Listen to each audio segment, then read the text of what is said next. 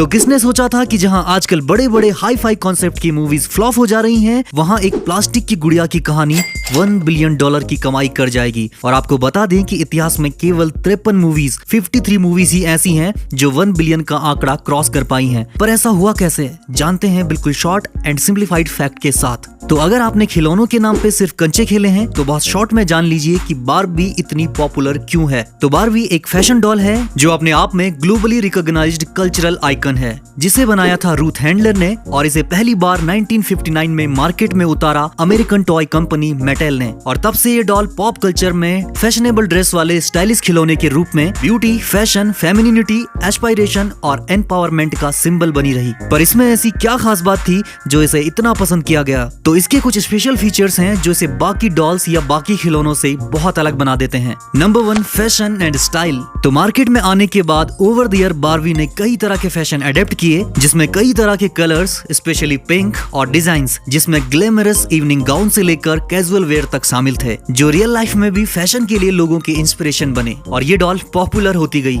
Number 2, positivity. इन dolls को movable joints के साथ डिजाइन किया जाता है, जिसकी वजह से ये डांसिंग, रीडिंग, सिंगिंग और कई तरह के पोज करने के साथ बच्चों को और ज्यादा आकर्षित करने लगी। Number 3, variety and diversity. तो मार्केट में आने के बाद काफी लंबे वक्त तक इस डॉल को कल्चर में अनरियलिस्टिक ब्यूटी स्टैंडर्ड सेट करने के लिए क्रिटिसिज्म झेलना पड़ा और इसी वजह से इसके मेकर्स ने बारबी लाइन को और ज्यादा डाइवर्सिफाई किया और ये doll different body shapes, skin tones और हेयर स्टाइल्स के साथ आने लगी और इससे इसकी पॉपुलैरिटी और भी ज्यादा बढ़ी।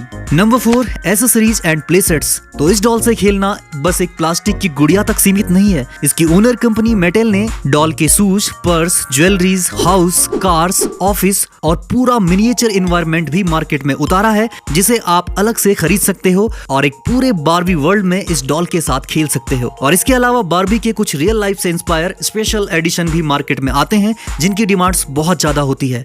तो अब आप समझ गए होंगे कि ये डॉल इतनी पॉपुलर क्यों है। पर अब सवाल उठता है कि एक डॉल पे बनी फिल्म $1 बिलियन कैसे कमा गई, क्योंकि आखिर ये है तो बस एक खेलने की गुड़िया। पर फिर भी इसकी रिकॉर्ड ब्रेकिंग सक्सेस के अपने कुछ कारण हैं। Number 1, cultural icon and nostalgia. तो बारबी दशकों से एक कल्चरल आइकन रही है और लोगों के दिलों में इसकी स्पेशल जगह है, स्पेशली जो इसके साथ खेल के बड़े हुए हैं और अब वो इसे थिएटर में जरूर देखना चाहेंगे, एक अच्छे लाइव एक्शन एडेप्टेशन के रूप में, अपने बच्चों के साथ अपने बचपन के किस्से याद करते हुए और उन्हें सुनाते हुए। और साथ ही जो बच्चे अभी भी इस डॉल के साथ खेलते हैं वो भी अपनी फेवरेट डॉल को जरूर थिएटर में देखना चाहेंगे। तो माँ बाप भी और बच्चे भी, दोनों ही ऑडियंस बारबी की है। Number 2, strong marketing campaign.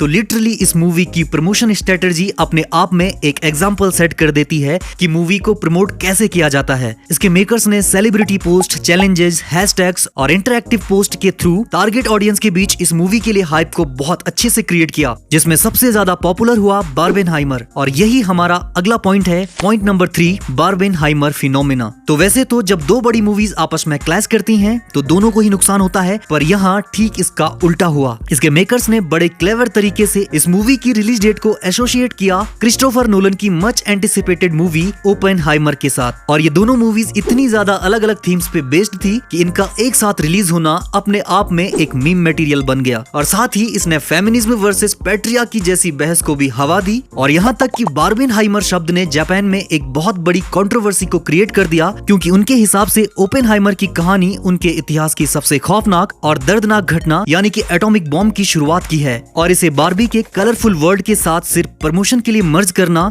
Atomic bomb के क्रिएशन और उसके द्वारा किए गए विनाश को एक मजाक की तरह दिखाने जैसा है। और इन सब बातों से ये दोनों ही मूवीज बहुत ज्यादा चर्चा में आई और दोनों को ही कॉमर्शियली बहुत ज्यादा प्रॉफिट हुआ। Number 4, amazing star cast. अपनी हार्ले क्वीन यानी कि मार्गोट रॉबी, रियान गॉसलिंग और अपने सैंग-ची यानी सिमू लियू का अच्छा खासा फैन बेस है और ये इस मूवी का one of the biggest attraction रहा।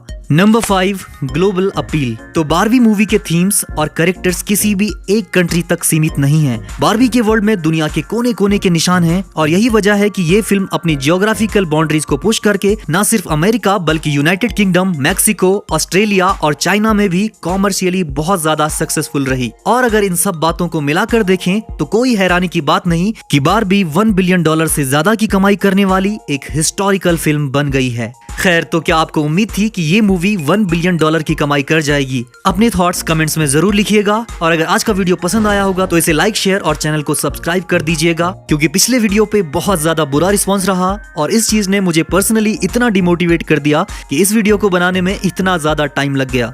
खैर, उम्मीद है इस बार ऐसा नहीं होगा और आप लोग थोड़ा ज्यादा सपोर्ट करेंगे। आप देख रहे थे हीरोज हिंदी।